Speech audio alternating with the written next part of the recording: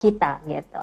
Jadi sebenarnya ketika kita menyadari, kita juga bisa kok memilah mana sih pengasuhan yang memang baik, mana yang buruk gitu kan. Mana yang mungkin perlu saya stop nih sampai generasi saya aja, jangan saya teruskan ke anak-anak saya. Dan punya kemampuan juga untuk kita belajar nih, parenting yang benar sebenarnya gimana sih? Pengasuhan yang baik tuh sebenarnya seperti apa sih? Sehingga kita tidak akan membuat luka-luka baru di anak-anak kita kelak seperti itu. Bisa kita, kalau kita sudah berkeluarga, bisa kita transfer atau wariskan kepada anak nggak sih, Mbak? Dan seberapa besar kemungkinan kita mentransfer itu kepada anak kita? Oke, sebenarnya kalau misalnya ini kan berarti kita kaitannya sama pengasuhan ya Mbak ya, berarti ya. Oke. Kalau misalnya transfer sih mungkin tidak transfer secara langsung ya, karena ini kan sebenarnya bukan sesuatu yang genetik yang memang otomatis turun-menurun gitu. Sebenarnya bukan seperti itu. Jadi ini sebenarnya sesuatu yang memang kita masih punya kontrol kok Mbak untuk mengubah itu gitu. Ketika kita menyadarinya, kita juga masih ada kemampuan loh untuk memilah apakah akan melakukan lagi hal tersebut atau mengadopsi pola asuh yang pernah kita dapat dan kita menimbulkan luka baru ke anak kita gitu. Jadi sebenarnya ketika kita menyadari, kita juga bisa kok memilah mana sih pengasuhan yang memang baik, mana yang buruk gitu kan. Mana yang mungkin perlu saya stop nih sampai generasi saya aja, jangan saya teruskan ke anak-anak saya. Dan punya kemampuan juga untuk kita belajar nih, parenting yang benar sebenarnya gimana sih? Pengasuhan yang baik tuh sebenarnya seperti apa sih? Sehingga kita tidak akan membuat luka-luka baru di anak-anak kita kelak seperti itu.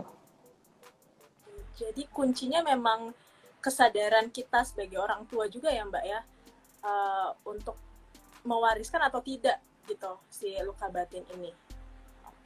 Iya betul Mbak. Tapi Jadi yang penting sebenarnya kita mengenali diri kali ya Mbak ya. Mengenali diri, sadar bahwa apa sih kelebihan dan kekurangan saya, dan dari situ kan kita bisa tahu bahwa mungkin ada luka-luka yang masih perlu diselesaikan sehingga tidak akan mempengaruhi kondisi kita sekarang seperti itu. Nah kalau biasanya Mbak, secara tidak sadar itu kita mentransfer atau mewariskan luka batin kita terhadap anak tuh biasanya orang tua lewat hal-hal apa aja sih Mbak, tindakan apa saja? Ya mungkin dia juga nggak tahu kalau ternyata itu dia mentransfer luka yang dia alami di masa lalu. Oke. Ya tadi ya, seorang orang tua bisa menimbulkan luka yang sama seperti apa yang dia alami dari orang tuanya dulu, mungkin saja ya terkait dengan pola asuh yang berulang nih Mbak gitu. Jadi mungkin saja dia tidak menyadari bahwa bentuk pola asuh dulu nih sebenarnya itu menimbulkan luka di saya loh. Sehingga ketika dia lakukan lagi ke anaknya, itu juga akan membuat luka yang sama seperti apa yang dia rasakan. Jadi kemungkinan seperti itu. Kalau ditanya spesifiknya apa sih perilakunya atau pola asuhnya yang gimana gitu ya Mbak ya. Sebenarnya ya tadi ya, mungkin seperti yang saya sebutkan di awal terkait dengan penyebab-penyebabnya tuh Mbak.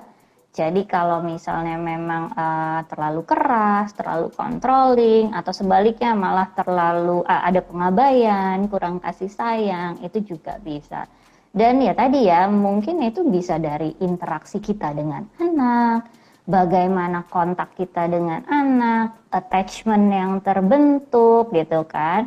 Sampai juga bahkan anak pun juga bisa lihat nih, perilaku yang kita contohkan ke dia itu pun juga bisa menimbulkan luka batin ketika memang tidak baik ya Mbak ya gitu. Contohnya seperti ketika lihat pola KDRT orang tuanya nih, ketika berantem sampai melibatkan kontak fisik dan lain sebagainya, meskipun itu tidak langsung mengenai anak, tapi dengan anak melihat itu juga bisa meninggalkan luka di diri anak seperti itu Mbak.